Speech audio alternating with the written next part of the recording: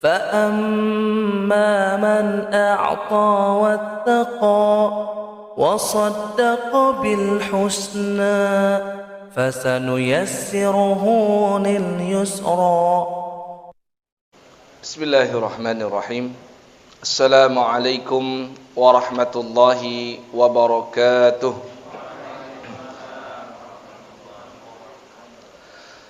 إن الحمد لله نحمده ونستعينه ونستغفره ونعوذ بالله من شرور أنفسنا ومن سيئات أعمالنا. من يهده الله فلا مضل له ومن يضلل فلا هادي له. اللهم صل على محمد وعلى آل محمد كما صليت على آل إبراهيم وبارك على محمد وعلى آل محمد كما باركت على آل إبراهيم في العالمين إنك حميد مجيد. اللهم سبحانك لا علم لنا إلا ما علمتنا إنك أنت العليم الحكيم. وعلمنا ما ينفعنا وانفعنا بما علمتنا. اللهم إنا نسألك علما نافعا ورزقا طيبا وعملا متقبلا. ربنا زدنا علما وارزقنا فهما آمين يا مجيب السائلين. Thumma amma ba'du.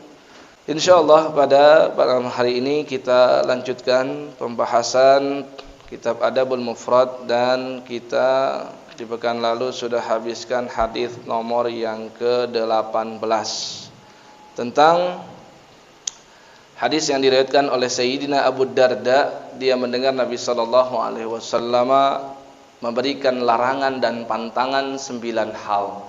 Dan pantangan yang paling utama dan larangan yang paling utama tentunya jangan sampai seorang mukmin menyekutukan Allah atau murtad dari agama Islam. Dan juga larangan dari Nabi sallallahu alaihi wasallam di antaranya jangan sampai seorang muslim meninggalkan ibadah salat. Ya, apalagi kalau kita renungi tentang bagaimana syariat salat itu ditetapkan, hanya satu-satunya syariat inilah yang paling agung cara penetapannya. Jika ibadah puasa cukup Allah Subhanahu wa taala sampaikan melalui malaikat Jibril agar ia membacakan kepada baginda Nabi surah Al-Baqarah ayat 183 yang berbunyi, ya ayyuhalladzina amanu kutiba alaikumus shiyamu kama kutiba alal ladzina min qablikum la'allakum tattaqun. Jika syariat haji cukup Nabi sallallahu alaihi wasallam diberikan ilham oleh Allah di dalam hatinya, ditanamkan oleh Allah Jalla Jalaluh bahwasannya ia telah mewajibkan kaum muslimin untuk melaksanakan ibadah haji pada tahun 9 Hijriah. Jika syariat-syariat selain salat itu penetapannya melalui makhluk Allah Subhanahu wa taala yaitu malaikat Jibril, maka hanya syariat salat saja. Salat yang 5 waktu yang mana penetapannya Allah Jalla Jalaluh yang langsung mengundang Nabi sallallahu alaihi wasallam melalui prosesi Isra dan Mi'raj. Melalui langit yang pertama dilewati oleh Nabi SAW, langit yang kedua Nabi SAW bertemu dengan Nabi Yahya dan Nabi Isa. Setelah di langit pertama bertemu dengan Nabi Adam alaihissalatu wassalam. Di langit yang ketiga Nabi sallallahu alaihi wasallam berjumpa dengan Nabi Yusuf. Di langit yang keempat dengan Nabi Idris. Di langit yang kelima berjumpa dengan Nabi Harun. Di langit yang keenam berjumpa dengan Nabi Musa, dan sampai langit yang ketujuh berjumpa dengan Nabi Ibrahim. Selepas itu beliau berhasil melewati tingkatan level yang lebih tinggi lagi dari langit ketujuh, yaitulah Sidratul Muntaha. Dan saat itulah Nabi sallallahu alaihi wasallam menyaksikan malaikat Jibril dengan sosok yang sesungguhnya, dan Nabi SAW berjumpa dengan Allah dan berdialog langsung, dan Nabi diberikan kewajiban ibadah salat. Maka Nabi berpesan, wala tatrukanna salatal maktubata muta'ammidan. Jangan sampai seorang di antara muslim meninggalkan salat dalam kondisi sengaja. Ya, kenapa? Karena kata Nabi SAW, salat itu ibarat jaminan dari Allah. Jaminan kemudahan, jaminan Allah melapangkan rizki, jaminan Allah akan memberikan solusi dari setiap permasalahan, dan bahkan jaminan nanti di akhirat keselamatan, cahaya, dan juga surga. Ketika ia tinggalkan solat, maka ia telah melepaskan jaminan dari Allah. Nabi juga berpesan, jangan sampai seorang muslim mengkonsumsi khamar. Dan di zaman sekarang turunan daripada khamar begitu banyak, narkotika, narkoba, benda padat, benda cair, benda gas, ya, dan seterusnya. Karena itu kata Nabi SAW adalah pangkal dari setiap keburukan dan kejahatan. Kemudian Nabi juga perintahkan, wa ati' walidaik, taatilah kedua orang tuamu. Ya, kenapa? Kata Nabi SAW, jika kedua orang tua bahkan memerintahkan kita untuk keluar dari dunia kita. Maksud keluar dari dunia kita adalah dunia yang saat ini kita sedang raih. Ada banyak orang mungkin mengejar gelar, prestasi, ya, pendidikan yang tinggi, namun ia tidak mengerti apakah kedua orang tuanya ridho atau tidak terhadapnya. Ada bahkan yang sangat miris, kita lihat banyak sekali para pelajar, profesor, doktor yang meraih pendidikan tinggi di luar negeri, namun ternyata tidak mendapatkan izin dari kedua orang tua. Padahal Nabi sampaikan, dunia pendidikan yang saat itu sedang kita tempuh, seandainya kedua orang tua perintahkan untuk keluar, maka hendaklah keluar demi mendapatkan keridhaan orang tua. Ya, dunia kerja juga demikian. Kadang orang tua itu tidak senang dengan profesi kita saat ini.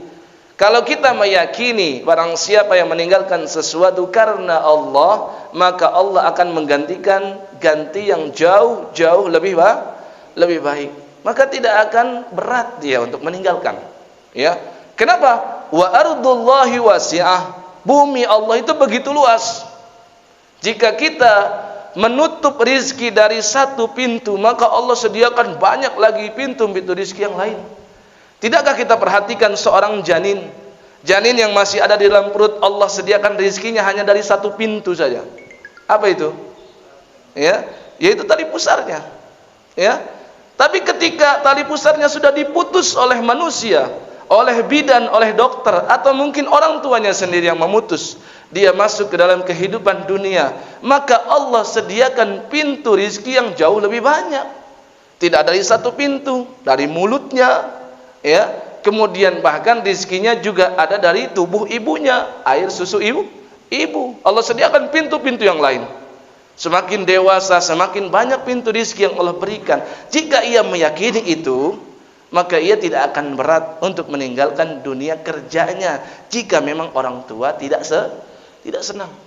Ya, cukup kita yakini yang terpenting mendapat ridho orang tua, dan yang terpenting yang diarahkan orang tua itu pekerjaannya tetap halal, bukan dalam rangka maksiat kepada Allah, maka insya Allah akan banyak sekali keberkahan setelahnya.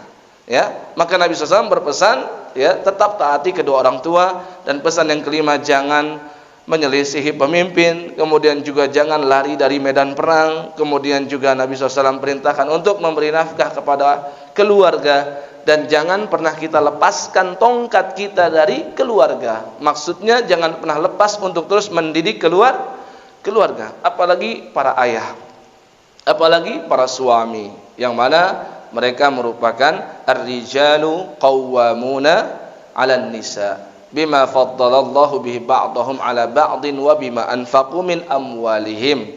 Para laki-laki itulah qawwam, yang menyetir bahtera rumah tangga itu adalah suami, yang memimpin kepala rumah tangga itu adalah ayah. Laki-laki sangat berperan, maka para laki-laki jangan pernah lepaskan tongkat. Maksudnya jangan pernah lepaskan perhatian kita terhadap orang-orang terkasih kita.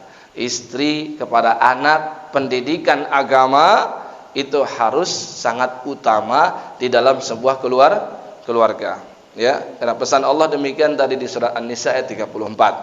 Nah, kemudian juga wa akhifhum fillah. Jangan lupa jadikanlah keluarga kita memiliki rasa takut kepada Allah. Jangan lupa sering-sering berpesan takwa kepada Allah. Jangan lupa sering-sering menasehati tentang neraka. Nah, lanjutan dari hadis nomor ke-18 tadi, ya, masih pada bab yang sama, yaitu bab yang ke-9, bakti kepada kedua orang tua bukan dalam kemaksiatan. Maka kita masuk hadis nomor ke-19 dan 20, dan hadis ini ringkas, ya.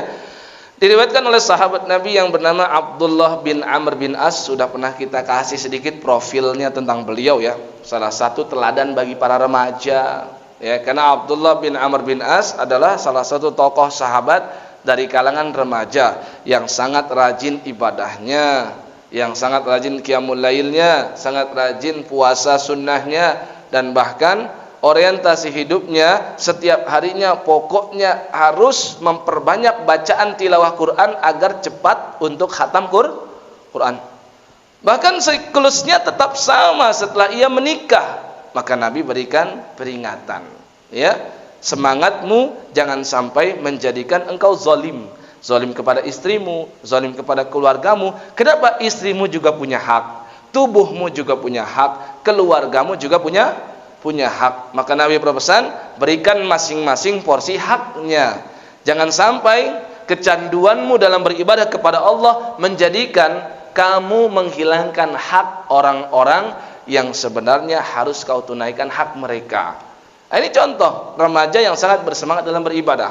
Abdullah bin Amr bin As radhiyallahu taala anhu, dia bercerita, ja'a rajulun ilan nabiyyi sallallahu alaihi wasallam.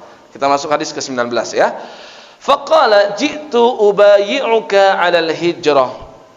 Dia cerita, datang seorang laki-laki suatu ketika kepada Nabi SAW, menghadap beliau.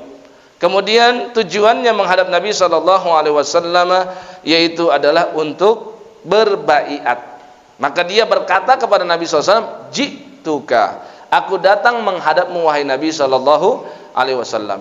Ji'tu ubayyi'uka 'alal hijrah, agar aku bisa berbaiat untuk hijrah, ya. Wa taraktu abawayya yabkiyan.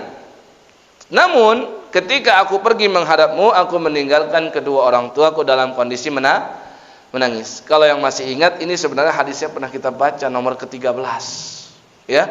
Maka Nabi SAW bersabda, irji' ilaihima, ya. Sekarang kamu sudah bertemu denganku, sekarang kamu sudah berbaiat denganku, tapi sekarang kamu harus balik kepada kedua orang tuamu. Irji ilaihima, kembalilah kepada kedua orang tuamu. Wa adhikhuma atau fa adhikhuma kama abkaitahuma, dan jadikanlah keduanya kembali tersenyum setelah sebelumnya kamu menjadikan keduanya menangisi kepergianmu, ya. Ini hadis nomor yang ke-19. Hadis nomor yang ke-20, masih pada bab yang ke-9, dan kita habiskan bab ke-9 pada hadis nomor ke-20 ini. Yaitu sama sahabat yang meriwayatkannya, Abdullah bin Amr bin As. Dia bercerita, ja'a rajulun ilan Nabi sallallahu alaihi wasallam yuridul jihad. Kalau tadi berbaiat untuk hijrah, yang sekarang yang kedua, dia datang menghadap Nabi untuk ikut dalam jihad. Maka Nabi SAW bersabda, ahayyun walidan. Sebelum kamu berangkat, ada satu pertanyaan penting yang perlu aku utarakan kepadamu, yaitu ahayyun walidak, apakah kedua orang tuamu masih hidup? Maka dia menjawab, faqala na'am, iya masih hidup ya Rasul. Maka Nabi SAW bersabda, fafihima fajahid. Kalau gitu kamu masih bisa berjihad, tapi bukan di medan perang berjumpa dan bertemu dengan musuh. Namun kembalilah kamu kepada kedua orang tuamu, maka jihadmu ada di sana, ada pada keduanya, ya. Maka kedua hadis ini menerangkan kepada kita semua bahwasannya membahagiakan kedua orang tua itu merupakan bagian dari jihad. Membahagiakan kedua orang tua, membuat mereka tersenyum, membuat mereka tertawa, ya. Intinya membuat mereka senang. Jika kita betul-betul meyakini hadis ini, maka insya Allah tidak akan turunkan kadar pahala kita dikurangi daripada pahala berjihad. Karena Nabi SAW menyetarakan Yang satu tadi hadisnya tentang hijrah, ya. Yang satu lagi hadisnya tentang jihad. Dan kita sudah terangkan berulang-ulang kali, para sahabat Nabi sallallahu alaihi wasallam ridwanullahi taala alaihim umumnya diurutkan oleh para ulama dari nomor 1 Abu Bakar sampai dengan nomor kesekian, itu dilihat dari yang pertama keislamannya siapa yang paling awal. Yang kedua hijrah. Jadi pahala hijrah begitu besar. Bagi yang mendapatkan 2 kali hijrah, maka pahalanya lebih besar daripada yang 1 kali hijrah. Yang ikut hijrah ke Habasyah, contohnya Sayyidina Utsman bin Affan, hijrah Habasyah yang pertama dia ikut, ya.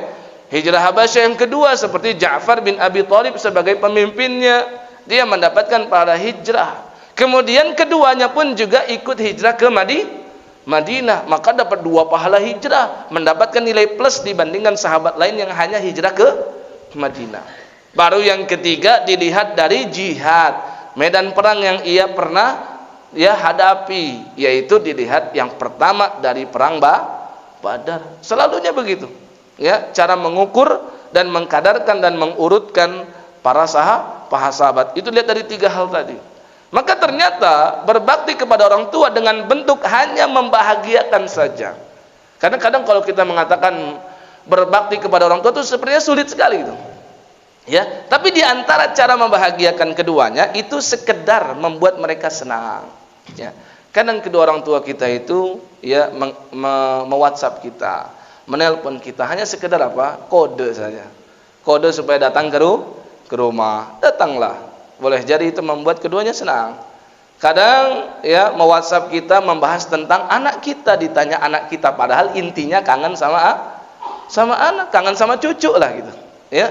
Nah, maka jangan ragu untuk segera datang ke rumah keduanya, karena hal itu bisa membuat mereka tersenyum. Dan jika kita meyakini hadis ini, insya Allah pahalanya sangat besar di sisi Allah Subhanahu wa ta'ala. Karena yang terpenting dari setiap ibadah itu bukan kecil besarnya, bukan banyak sedikitnya, tapi bagaimana setiap ibadah yang kita lakukan menghadirkan keridhaan Allah. Dan ternyata Allah sediakan cara mendapatkan ridho Allah, diantaranya menjadikan kedua orang tua senang terhadap sikap kita.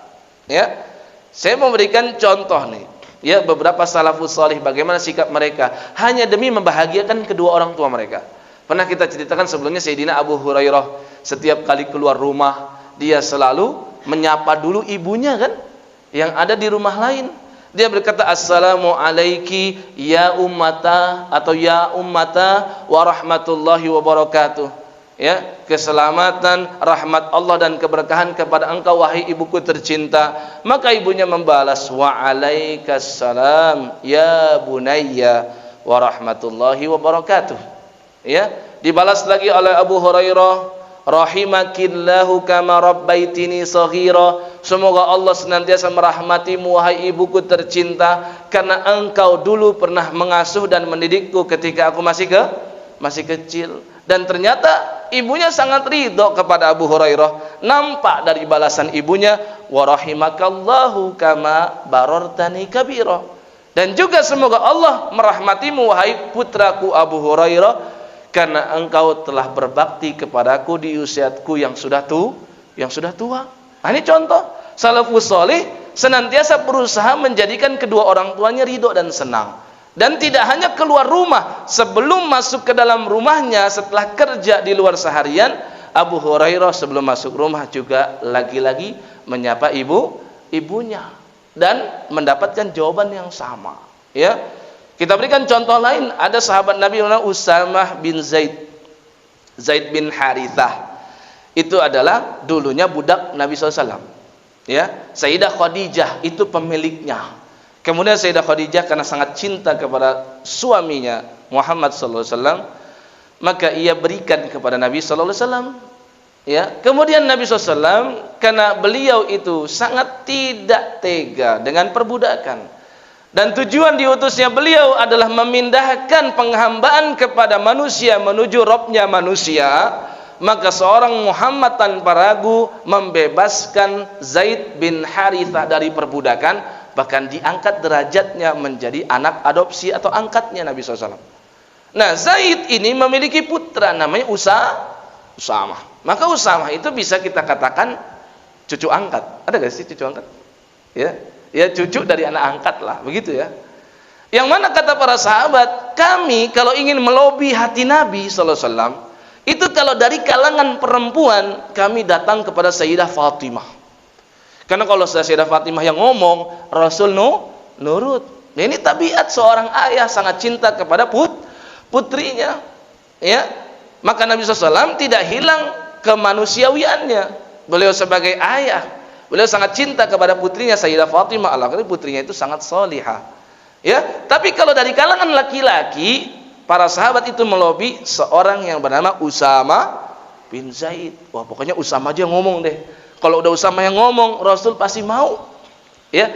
Tapi suatu ketika pernah sahabat itu salah terka. Mereka ingin melobi hati Nabi SAW agar seorang perempuan yang ketahuan mencuri tidak dilakukan hukuman had. Had bagi seorang pencuri hukumannya potong tangan. Tapi Nabi sallallahu alaihi wasallam karena kecintaannya kepada Allah melebihi kecintaannya kepada kerabat, maka beliau justru marah kepada sahabat-sahabat yang melobi Usamah bin Zaid supaya Rasul mau menggugurkan hukuman potong tangan. Nah, ini Usamah bin Zaid. Nah, diceritakan Usamah bin Zaid itu ya, beliau memiliki seorang ibu, ya, ini ibu kandung. Ibu kandung ini meminta kepada Usamah itu untuk membelikan jamar. Tahu jamar, Pak? Jamar itu jantung pohon kurma. Ya, kalau kita tahu jantung pisang, Pak ya. Ya, katanya enak buat dimasak ya. Enak ya? Masya Allah. Gulai atau apa? Enak ya. Ya. Jantung pohon kurma. Mahal itu, Pak. Biasanya buat media pengobatan di negeri Arab sana. Ya, juga untuk media untuk kesuburan juga. Jamar namanya. Ya, itu pohonnya yang besar tebal itu dibelah, nanti didapatkan bagian putih di tengahnya. Itu mahal sekali. Saking mahalnya di zaman Utsman bin Affan, karena Usamah bin Zaid itu masih hidup di zaman Utsman bin Affan radhiyallahu taala anhuma, itu sampai seharga 1000 dirham. 1000 dirham, 1 dirham itu sekitar 100.000 lebih. 1000 dirham berarti 1 miliar, Pak. 1000 kan angkanya nolnya 3. 100.000 angkanya nolnya berapa? 5. Ya. Ah, itu sekitar 100 juta atau 1 miliar itu kalau nolnya 7 atau 8. Ya. Maka ia korbankan duit tersebut hanya demi keinginan ibunya makan jamar. Ya, entah juga nggak tahu untuk obat atau untuk masakan, pokoknya ibunya mau. Ya. Maka ia berkorban, ia beli. Orang terheran-heran seorang Usamah membeli jamar yang harganya mahal banget. Maka Usamah bin Zaid biasa saja. Yang penting ibunya senang. Nah, ini kadang kita orang tua itu minta belikan sesuatu masih banyak perhitungan, padahal anaknya sudah mapan betul. Ya, rumahnya sudah besar, mobilnya sudah 5. Orang tuanya sekedar minta mobil 1 aja sulit, padahal bisa aja 5 mobil itu salah satunya dikasih yang terbaik buat orang tua. Ya, terkecuali kalau permintaan orang tuanya mustahil untuk dipenuhi oleh seorang anak. Ya. Nah, maka di sini luar biasa Usamah sampai sebegitunya. Ibnu Mas'ud tidak kalah. Ya, seorang Ibnu Mas'ud pernah diminta. Ini sahih, riwayatnya ada di dalam kitab Ibnul Jauzi tentang kitab berbakti kepada orang tua. Ya, ada pada babnya khusus potret salafus saleh dalam bakti mereka kepada kedua orang tua mereka. Ya, Ibnu Mas'ud diminta oleh ibunya untuk membawakan air. Saat itu di rumah tidak ada air, maka dia keluar untuk mencari air, entah dengan cara membeli atau bagaimana. Pulang-pulang ternyata ibunya sudah tidur. Mirip seperti kisah kalau Bapak Ibu pernah ingat tentang 3 orang yang masuk ke dalam gua, ya, yaitu orang yang pertama membawakan susu untuk kedua orang tuanya, tapi orang tuanya sudah tidur karena ada masalah di jalan. Maka juga Ibnu Mas'ud sama. Tapi Ibnu Mas'ud intinya apa? Beliau selalu memegang air tersebut sampai ibunya terbangun. Ya. Mungkin sekilas kita lihat remeh gitu. Tapi kita lihat bagaimana niat seorang Ibnu Mas'ud ingin mengutamakan orang tuanya. Ada seorang tabi'in Ya, kalau tadi generasi sahabat, ada juga seseorang yang bernama Iyas bin Muawiyah. Iyas bin Muawiyah itu ketika salah satu dari kedua orang tuanya salah satu dari kedua orang tuanya wafat, maka ia menangis. Banyak orang yang berkomentar, "Wahai Iyas, ya celakalah kamu termasuk yang menangisi atau meratapi orang mati." Maksudnya berlebihan dalam menangis, padahal dia tidak meraung-raung. Padahal ia tidak menyobek-nyobek pakaiannya. Padahal dia tidak menunjukkan tidak ridho kepada takdir Allah. Tapi hanya sekedar air matanya sangat banyak. Maka ketika ditanya kenapa sebabnya, dia dengan sikat berkata, "Sesungguhnya Allah telah menyediakan 2 pintu surga untukku, tapi sekarang Allah sudah menutup satu pintu surga.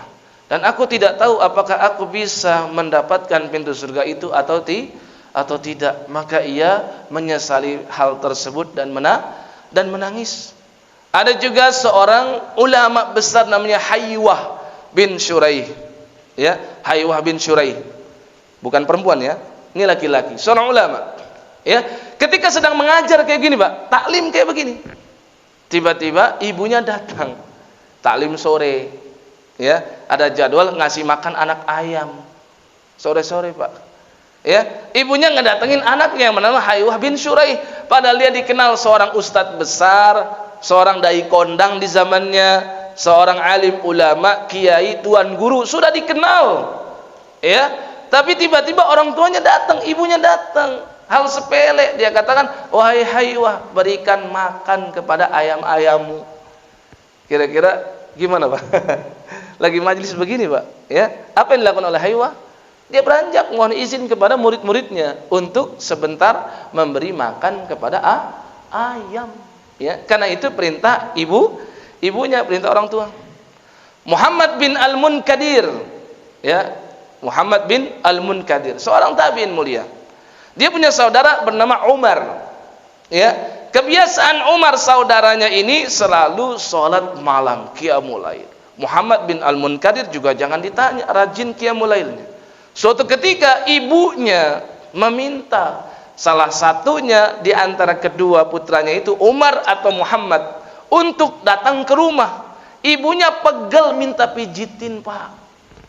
Pegel minta pijitin. Seorang Umar, maka ia tetap melaksanakan ibadah sholat malam. Tapi Muhammad bin Al-Munkadir segera tinggalkan sholat malamnya, datang ke rumah ibunya, hanya sekedar mijitin ibunya. Dan dia berkata, sesungguhnya yang dilakukan Umar itu adalah ibadah sunnah. Qiyamul lail, sunnah bukan, Pak? Sunnah bukan? Sunnah. Sedangkan menjawab panggilan orang tua dan memenuhi keinginan mereka itu adalah ibadah wajib. Dan aku yakin dengan apa yang aku lakukan memijit orang tuaku ini, pahalanya di sisi Allah lebih besar daripada qiyamul lail semalam suntuk. Muhammad bin Al-Munkadir. Ya, orang tua minta kerokin, Pak. Orang tua minta pijitin, ya, orang tua udah faktor usia. Ya, kadang itu kan WhatsApp kita, menghubungi kita sekedar ingin ya pijitin bagian sini, bagian situ, agak pegel. Hari ini enggak datang ke masjid, kenapa ini lututnya sakit sekali. Datang kita ke rumah, ya, untuk memijitnya. Dan yakinilah bahwasannya itu adalah perbuatan wajib yang pahalanya di sisi Allah lebih besar dibandingkan ibadah sunnah. Ya. Kemudian seorang Imam Abu Hanifah, turun lagi kita ke tabi'ut tabi'in, Abu Hanifah. Ya. Abu Hanifah ketika sudah menjadi guru besar di Kufah, terkenal. Ya, orang tidak berani untuk berfatwa sepanjang Abu Hanifah masih ada di Kufah. Suatu ketika ibunya pernah bersumpah dan ingin melanggar sumpahnya, dan dia meminta fatwa karena memang seorang ibu mendengar anaknya sudah sukses, sudah menjadi guru besar. Ditanya putranya, bagaimana hukumnya, bagaimana aku bersikap wahai putraku Abu Hanifah. Abu Hanifah ngasih fatwa. Tapi namanya ibu kadang tuh enggak puas dengan jawaban anak. Ya, atau mungkin bagi seorang ibu, anak tetap anak.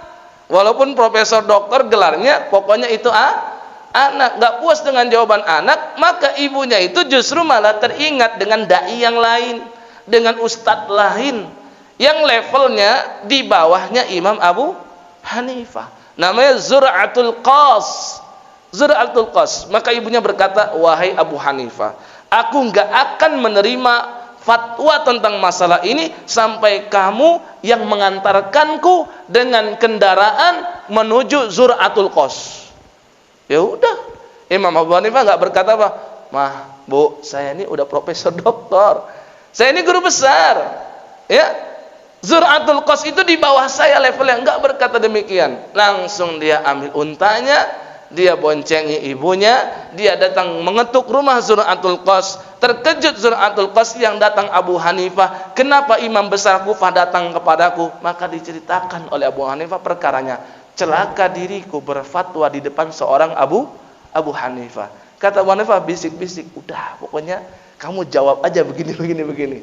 Ya. Ternyata apa? Zur'atul Qas menjawab sesuai dengan arahan Abu Hanifah, dan di situ ibunya pun akhirnya ridho dengan jawaban Zur'atul Qas dibandingkan jawaban dari putranya sendiri yang sudah menjadi guru besar. Ada lagi seorang namanya Abu Yazid Al-Bustami, ulama besar. Abu Yazid Al-Bustami, ketika beliau di umur 10 tahun, beliau itu ditinggal wafat oleh ayahnya menjadi anak yatim. Maka ibunya tidak melihat potensi dari anaknya, melainkan hanya satu, dia bisa menjadi ulama. Bagaimana caranya? Semua harta peninggalan dari mendiang suaminya atau ayahnya Abu Yazid Al-Bustami, maka dijual aset-asetnya. Didapatlah uang sekitar 40 dinar. Ya, 1 dinar 3 jutaan. Ya, kalikan saja tuh berapa? 40 dinar itu akhirnya kata ibunda dari Abu Yazid Al-Bustami, ya, au'idni, berjanjilah kamu wahai Abu Yazid. Berjanjilah kamu agar jangan sampai kamu berdusta bagaimanapun kondisinya. Bagaimanapun kondisinya. Jangan kamu berdusta. Sekarang kamu pergi untuk menuntut ilmu, menuju ke negeri sana. Ini uang perbekalan, aku jahitkan ke bagian dalam bajumu. 40 dinar, Pak. 40 keping emas. Ya. Dijahitkan ke dalam. Dia bersama dengan kafilah dagang. Emang orang dulu begitu biasa. Kayak kita dulu, Pak, zaman dulu merantau. Ya. Karena kita ini orang yang nggak ngerti Jakarta gimana, maka ngikut dari orang yang sudah merantau. Ya. Nanti dibawa bersama, berangkat bersama. Begitu juga. Ya, dibawa merantau oleh kafilah dagang bersama-sama. Tiba-tiba di tengah jalan datang penyamun. Ya, semuanya diberhentikan oleh penyamun dan semuanya dirampas hartanya. Kecuali siapa? Abu Yazid Al-Bustami yang masih berumur 10 tahun atau belasan tahun. Ketika ditanya ya oleh staf-stafnya penyamun, pemimpin penyamun. Jadi ada Syekhul Lusus. Syekhul Lusus itu ya pemimpinnya para penyamun, ya, suruh perintahkan jangan sampai satu pun keping uang ya yang tersisa dari mereka. Diambil semua. Ketika melewati seorang anak kecil ditanya, "Kamu punya uang enggak?" Ya, karena dia berjanji sama ibunya, jangan pernah dusta bagaimanapun kondisinya. Maka ia jawab, "Iya, saya bawa uang 40 dinar." Diketawain itu, Pak, sama penyamun. Anak belasan tahun bawa uang 40 dinar, ratusan juta atau bahkan lebih. Ya. Maka apa? Dibiarkan oleh para penyamun itu, dan mereka akhirnya melapor kepada syekhnya, kepada pemimpin penyamun. Maka diceritakan, enggak ada yang tersisa kecuali satu anak kecil. Ditanya oleh pemimpinnya, "Kenapa kalian biarkan dia?" Ya katanya bawa 40 dinar, mustahil anak kecil bawa. Dan sudah kami periksa juga kantongnya tidak ada, tapi ia katakan dia bawa 40 dinar. Maka kata pemimpinnya, udah pokoknya ganyang aja, ya, ambil aja, rampas aja, cari betul, tanya kepada dia ada di mana. Sampai lagi menghadap si anak tersebut, anak itu ceritakan 40 dinarnya ini dijahitkan sama ibuku di dalam baju, bagian baju dalam, ya. Padahal kalau mau disembunyikan bisa saja dan sudah aman dan orang juga nggak percaya. Tapi ternyata dia ceritakan, pemimpinnya kaget, terkejut dan terheran-heran dan berkata kepada si anak itu, "Wahai gulam, kenapa kamu ceritakan? Padahal kamu bisa ya pergi dari tempat ini tetap membawa hartamu aman, kamu selamat, ya, tidak ada yang mencurigaimu. Maka dia menjawab, sesungguhnya aku telah berjanji kepada ibuku, jangan pernah dusta bagaimanapun kondisinya. Sampai detik ini aku pegang janji ibuku tersebut. Tahu apa yang terjadi, Pak? Pemimpin penyamun itu terkesima mendengar jawabannya. Dan tiba-tiba dia berkata, engkau telah berjanji kepada ibumu, sedangkan aku dulu telah berjanji kepada Allah untuk beribadah kepadanya dan tidak bermaksiat kepadanya. Maka berkat dirimu, aku saat ini bertaubat. Aku penuhi janjiku kepada Robku, sebagaimana engkau teguh memegang janjimu kepada ibumu. Maka karena pemimpin ini taubat, Pak, maka satu geng penyamun itu juga taubat. Hanya karena seorang anak belasan tahun. Ya, masalahnya cukup sederhana. Dia terus memegang janjinya dengan ibunya. Ini luar biasa. Ya, banyak sekali kisah para salafus saleh yang menunjukkan bahwasannya betul-betul mereka sangat-sangat ingin mencari keridhaan dan tidak mau kebahagiaan itu terlepas dari kedua orang tua yang masih hidup di antara mereka. Ya, bagaimana dengan kita yang bukan salafus saleh? Bagaimana kita yang tidak sesoleh mereka? Kita lebih pantas dan lebih layak untuk terus meminta keridhaan kepada kedua orang tua kita. Kemudian hadis ini juga memberikan satu kesimpulan kepada kita semua. Ketika orang hendak berjihad, maka perlu ia ketahui hukum daripada berjihad. Hukum jihad itu asalnya fardu kifayah, bukan fardu ain. Ya, bakti kepada orang tua itu fardu ain. Fardu kifayah itu bagaimana? Jika sebagian orang sudah bisa melaksanakannya, maka gugurlah kewajiban tersebut dari pundak-pundak dan dari tengkuk-tengkuk kaum muslimin yang lain. Beban itu sudah lepas. Sebagaimana seperti sholat apa? Jenazah, sudah ada beberapa orang yang mengerjakan, maka lepas dosa itu dari seluruh kaum muslimin. Maka demikian juga, makanya Nabi SAW bertanya, ada fardu ain yang lebih pantas ditunaikan. Jangan sampai fardu kifayah didahulukan daripada fardu ain. Maka Nabi tanya, ada orang tua atau tidak? Maka ini menunjukkan hukum asal jihad itu adalah fardu kifayah. Ya. Namun ada kondisi tertentu di mana jihad itu berubah menjadi fardu ain. Ketika memang negara ini, negara kaum muslimin sudah dijajah secara fisik, betul dikuasai, diperangi, banyak yang ditindas dan wafat, maka kondisi saat itu jihadnya lain. Ya, tidak lagi jihad untuk menyerang negara lain, tapi jihad mempertahankan diri, jihad difa namanya. Ya, maka kalau sudah jihad difa, kondisinya sudah tidak lagi fardu kifayah, tapi fardu ain. Sehingga kalau sudah seperti ini, tidak perlu lagi izin dari orang tua. Bahkan kalau sudah menyerang tempat kita, anak-anak, ibu-ibu, emak-emak, lansia pun juga wajib angkat senjata. Kalau sudah seperti itu, ya. Nah, kemudian ini juga menunjukkan jihad itu memang bisa, ya, tertahan karena sesuatu. Tidak hanya dari izin orang tua, tapi terkadang jihad juga ada faktor lain yang menyebabkan kita tidak boleh berangkat. Di antaranya ada satu hadis yang sangat penting, yaitu ketika seseorang berhutang kepada orang lain. Hutangnya menggunakan hutang yang jatuh tempo, dain muajjal, atau dain hal, dain yang tidak membutuhkan jatuh tempo. Pokoknya si pemberi hutang butuh, dia minta harus ada. Itu dain hal namanya. Ya, kadang kan kita ngasih pinjaman ke orang, ditanya kapan bayarnya? Ya nanti deh kalau ada uang, ya. Atau nanti kalau saya butuh saya minta harus ada, ya. Itu namanya dain hal. Ya, ada juga dain yang muajjal yang jatuh tempo. Intinya, kalau kita punya hutang kepada orang lain dan hutang itu akan jatuh tempo, tapi kita ingin pergi jihad, maka nggak boleh berangkat sampai kita diizinkan oleh si pemberi hutang. Ya, kita sebagai debitur, orang yang berkewajiban bayar, dia sebagai kreditur yang memberikan kita hutang, izin dulu kepada dia. Kenapa? Para ulama melandaskan hukum ini dengan hadis tentang seorang yang berjihad, kata Nabi SAW. Subhanallah. Pernah suatu ketika Nabi SAW berucap subhanallah. Ya, tentang dosa yang begitu besar bagi seseorang yang telah berjihad.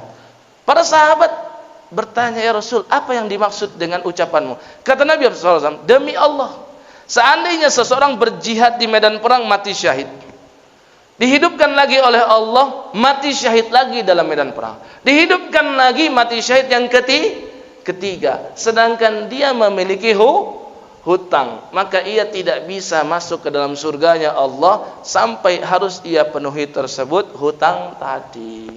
Hadis ini menjadi landasan bagi para ulama, orang boleh berangkat jihad ketika diizinkan oleh orang yang memberi hutang.